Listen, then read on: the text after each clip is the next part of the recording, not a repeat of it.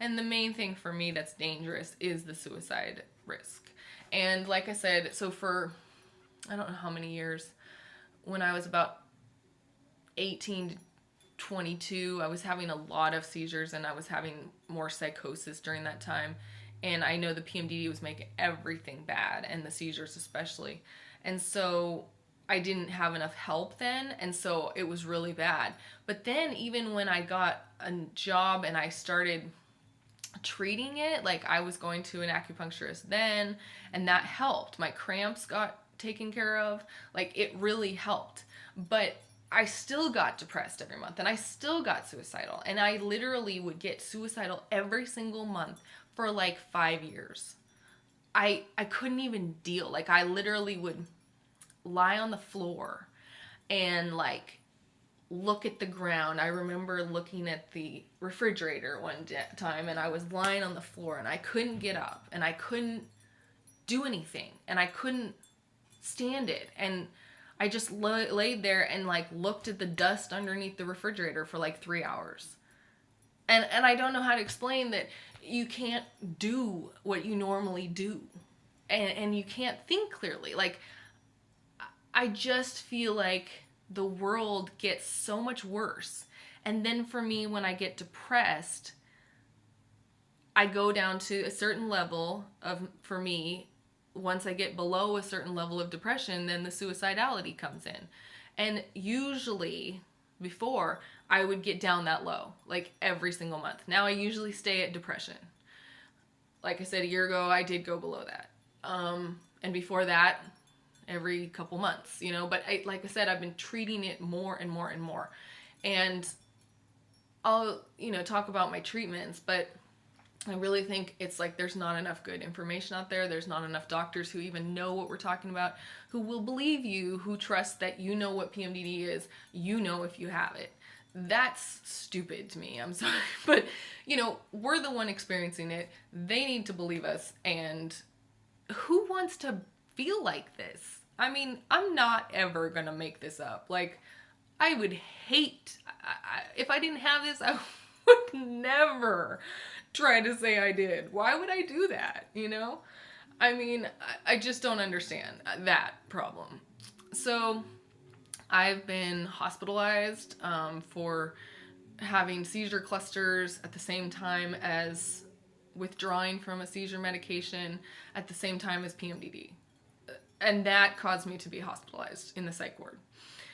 Other times I should have been hospitalized, especially for the suicide risk, because I really was suicidal every month. Now, I had made a pact that I was not with myself and God, that I was not, for me, I have a spiritual relationship with God, and so I just made a deal that I would not kill myself. And that actually kept me going till I was 26. So but see, if you get suicidal every month, the chances of it happening are pretty big, because after 5 or 6 years of that trauma, like I couldn't handle it. And like after that, what do you do? You don't want to be alive anymore. You don't want to go through this. And literally I would get so scared during that time when it was so bad and I got suicidal every month. Then it would come along, and 2 weeks after my period, I'd be like, oh God, no. Like, and I just knew I couldn't do anything, and I couldn't stop it, and I couldn't help it, and it was taking over me, and I would just go down. And all these things would happen, all the symptoms would come, and then I would get suicidal. And then I would try to make it to my period, knowing that it would get a little better. But then if you know that 2 weeks later, it's going to happen again, it's really, really depressing and really problematic in terms of wanting to be alive. And because for me, it got so bad that just every month I would be suicidal. And I lived by myself, and it was awful. I hated living alone in the first place, and I was depressed also, regardless of whether it was PMDD, and I was having seizures and all these things going on. And so, I mean, I was working and I was trying to function, I was trying and trying, but I would have trouble with Like sometimes I would just stand there and go like this, you know, like I can't handle it. I just can't, you know.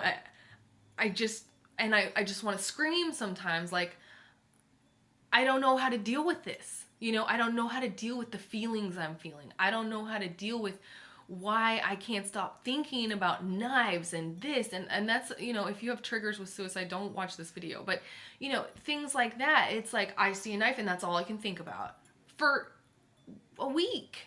You know, I mean it's horrible. It's like I think about just dying. Like I think about just how could I kill myself, you know? Like every month for like a week. It's horrible. And eventually, after 6 years or so or more, I decided to do it. Because probably with a seizure, with the psychosis from the seizures and the PMDD, I think I got to that point. Also, I had other things going on in my life that had changed, and so I was just stressed. So, you know, and other trauma, and I have PTSD. So, yes, there's a lot of factors. But for me, the PMDD is what takes me there. The PMDD is what causes it to happen and go so low. And without that, I'm okay most of the time. And at this point, I don't have suicidality every month.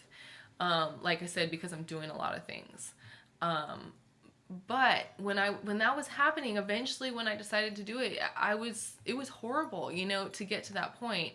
And I'm really worried about other women who get to this point, and if it happens almost every month, that you go so depressed and so down and feel so crazy and so out of control that you don't want to deal anymore because it is so hard to deal. And I used to do things like I used to wander sometimes, like go for walks and just kind of like I would be like out of it because of my seizures and stuff, but then it was so much worse with the PMDD that I would just get like I don't care anymore, you know? And so I would do kind of like stupid risky things sometimes.